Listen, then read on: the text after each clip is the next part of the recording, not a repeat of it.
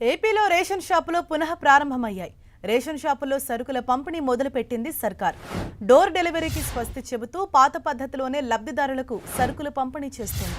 దివ్యాంగులు, 65 ఏళ్లు దాటిన వృద్ధులకు మాత్రం వారి ఇంటికి వెళ్లి సరుకులను పంపిణీ చేయనున్నారు. ఎండియు వాహనాలను రద్దు చేసింది ప్రభుత్వం. 1వ తేదీ నుంచి 15వ తేదీ వరకు సరుకులను పంపిణీ చేయనున్నారు. ప్రతిరోజు ఉదయం 8 గంటల నుంచి మధ్యాహ్నం 12 గంటల వరకు, అలాగే సాయంత్రం 4 గంటల నుంచి రాత్రి 8 గంటల వరకు సరుకులను రేషన్ షాపుల్లో ఇవ్వనున్నారు. ఇక దివ్యాంగులకు, వృద్ధులకు మాత్రం 5 రోజుల్లో ఇంటికి వెళ్లి అందించనున్నారు.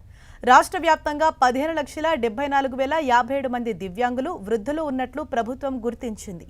రేషన్ షాపుల దగ్గర సరుకుల ధరలు, స్టాక్ బోర్డ్ పోస్టర్లు తప్పనిసరిగా ఏర్పాటు చేయాలని రేషన్ డీలర్లను ప్రభుత్వం ఆదేశించింది. అక్రమ రవాణాను అడ్డుకునేందుకే రేషన్ షాపులో సరుకులను ఇస్తున్నామని AP deputy CM Pawan Kalyan clarity ఇచ్చారు. గత ప్రభుత్వం ఇంటికే రేషన్ ఇస్తామని వాహనాన్ని జంక్షన్లో ఆపి 1-2 రోజులే సరుకులు ఇచ్చేవారని అన్నారు. మిగిలిన రేషన్ బియ్యం, సరుకులను అక్రమంగా తరలించారని ఆరోపించారు.